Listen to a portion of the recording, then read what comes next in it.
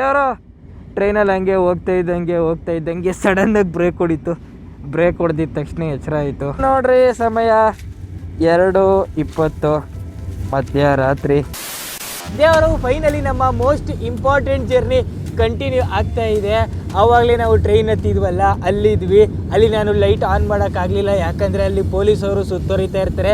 ಯಾರಾದರೂ ಟೂರಿಸ್ಟ್ ಅವರು ಲೋಕಲ್ ಅವರು ಈ ಬೋಗಿ ಒಳಗಡೆ ಹತ್ತಿದ್ರೆ ಸೀದಾ ತಗೊಂಡೋಗಿ ಸ್ಟೇಷನ್ಗೆ ಕಳ್ಕೊಂಡು ಹೋಗ್ಬಿಡ್ತಾರೆ. ಯಾಕಂದರೆ ಈ ಐರನ್ ಅವ್ರು ತುಂಬಿರೋಂಥ ಈ ಬೋಗಿಲಿ ಓಡಾಡಕ್ಕೆ ಹೋಗಿರೋ ಅಂಥ ಅದೆಷ್ಟೋ ಲೋಕಲ್ಸು, ಅದೆಷ್ಟೋ ಫಾರಿನರ್ಸು ಆಲ್ರೆಡಿ ಶಿವನ ಪಾದ ಸೇರ್ಕೊಂಡ್ಬಿಟ್ಟವ್ರೆ.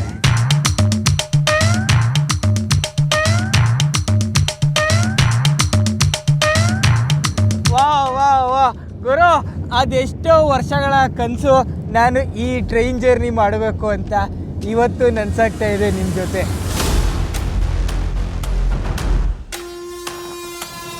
ದೇವರು ನೋಡ್ರಿ, ದೂರದವರೆಗೂ ಯಾರೂ ಕಾಣಿಸ್ತಾ ಇಲ್ಲ.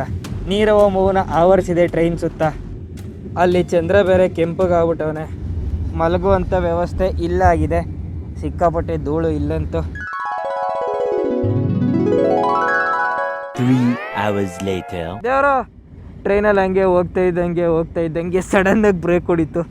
ಬ್ರೇಕ್ ಹೊಡೆದಿದ್ದ ತಕ್ಷಣ ಎಚ್ಚರ ಆಯಿತು. ನೋಡ್ರಿ ಸಮಯ 2:20 ಮಧ್ಯರಾತ್ರಿ. ಮತ್ತಲ್ಲಿ ನೋಡ್ತಾ ಇದ್ದೀರಾ ನಿರ್ಜನ ಪ್ರದೇಶ. ಬರೀ ಕಣ್ಣಲ್ಲಿ ಏನೂ ಕಾಣ್ತಾ ಇಲ್ಲ, ಆದರೆ ಕ್ಯಾಮ್ರಾ ಕಣ್ಣಲ್ಲಿ ಸಹಾರಾ ಮರುಭೂಮಿ ರಾತ್ರಿ ಹೊತ್ತು ಹಿಂಗೆ ಕಾಣ್ತಾ ಇದೆ. ಧೂಳು ಸಿಕ್ಕಾಪಟ್ಟೆ ರೀ.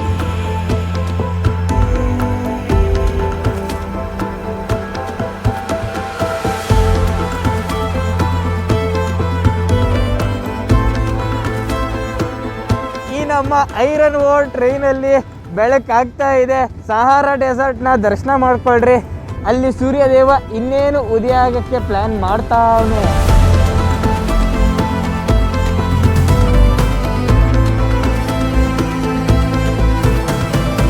ಯಪ್ಪ ಧೂಳು.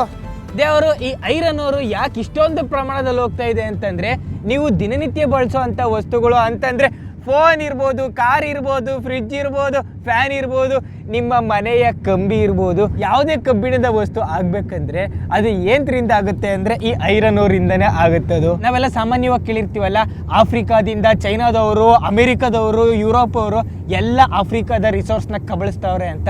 ಹೆಂಗೆ ಅದು ಅಂತಂದರೆ ನೋಡಿ, ಹಿಂಗೆ